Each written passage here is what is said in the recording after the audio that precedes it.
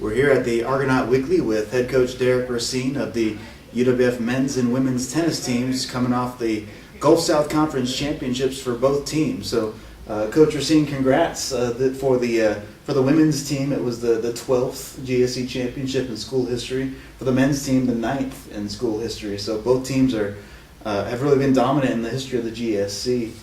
First, take us through the tournament for the women's team.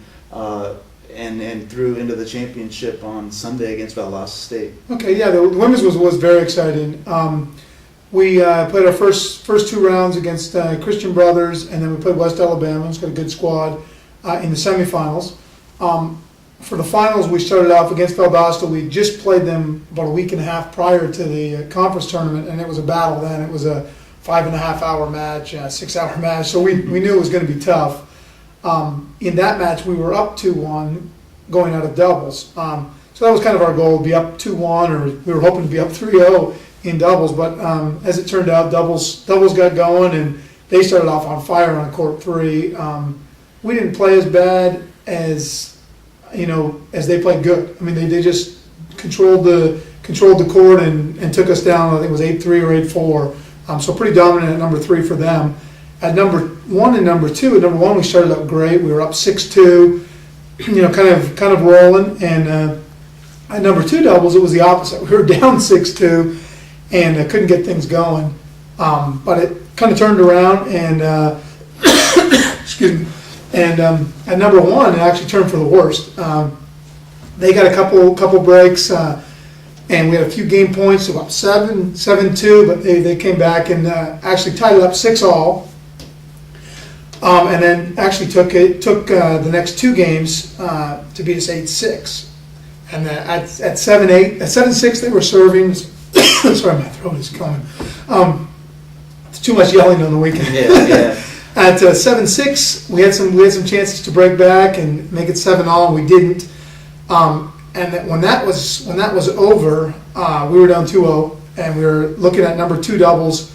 We were down 6-3 at that point. We'd just come back, so it was looking bleak for us. At one point, I thought, well, we're going to have to somehow fight out. I was trying to figure out what I was going to say to the girls between doubles and singles. But the twins, Mariana and Louisa, they fought hard and somehow turned it around and came back and won that one 8-6. So I felt at that point, I got the girls together and we kind of said, the momentum's kind of changed. Even though we're down 2-1, I felt we had the momentum and we were in control of the match. So as the singles went, they were all tight.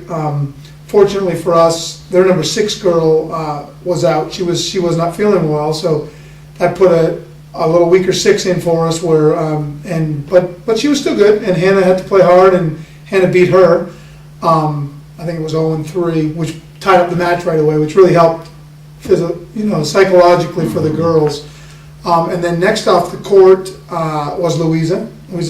She played a very good. First set was tied 6-4. She won the second set 6-1, and then almost at the same time, Sheila Smiley at number 4 finished off her match in the same fashion, tight first set 6-4, and then 6-1 in the second set. So right away we just needed one match, and we had 3 on. The problem was we were down in 2 out of the 3. Mariana at number 2 fought back and won the second set, took it into a third set. And then at number 1, Barbara's match was just back and forth. And then probably the match of the day, and it happened to be our senior, Caitlin Baines, who had clinched the other 2 times we had won conference. She was the clinching match. And she had lost the first and was down actually match points in the second. Fought back, somehow won the second set. And then in the third set, started out 3-0, then went 3-2. Then she jumped up 5-2, and it was a game back and forth. I think if that game if she had lost that game, it probably would have went to a tiebreaker or something. But she was down game point like 3 or 4 times, back to deuce. Finally, she got a match point and capitalized on it, and that was the clinching match. So it was kind of some karma that she ended up clinching it for the 3rd time that we won it. When she was here, she clinched it every time, so it was great. Well, that's the 12th conference championship, 2nd in a row for the women's team. The men's team came into the weekend, having such an outstanding year, just 2 losses on the year, ranked number 2 in the country in Division II men's tennis. But they had a tough go of it. they had a challenging team in front of them in the championships in Valdosta State again. Take us through that side on the men's tournament. Yeah, well, it's always in the conference. It's always a tight match between us and Valdosta, even during the regular season. And we haven't won it since '06. And the year we did win it in '06, Valdosta was the national champions that year. So it's been back and forth, and since then they've won another national title, and they've been in the finals as well. So they're tough. And I knew it was going to be a dogfight against them. Again, it was in the doubles. It was really exciting. We got down at number one doubles, and we had just played them 2.5 weeks ago as well with the men, and it was tight in doubles. We went up 2-1, but very tight. We had lost number one.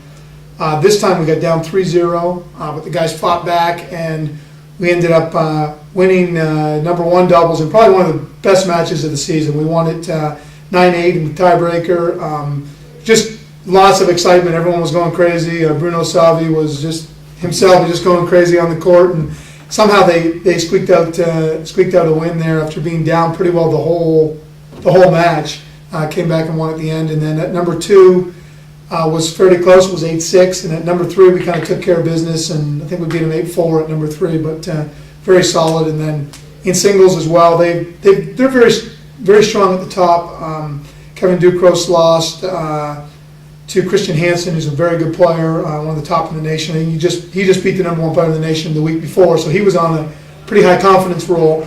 But then at number two, Bruno Savi took care of business, and then we got a big win out of Leandro Ferreira at number four, who's been, I would say, struggling a little bit this year with his game, but I think he's really coming into his own now and stepping up, and I think we're going to be in good shape for regionals, and if we make it past regionals with him, he's really starting to play well. So the Argos tennis teams will head to regional play this weekend. The men's team expects to host one of the two regional sites this weekend here in Pensacola. We'll know for sure when the NCAA announces that tomorrow. The women's team we expect them to be on the road down in South Florida. So be sure to check out goargos.com Tuesday and NCAA.com Tuesday to find where the Argonauts are headed in the NCAA regional play. Congrats again, Coach Racine, on the GSC championships.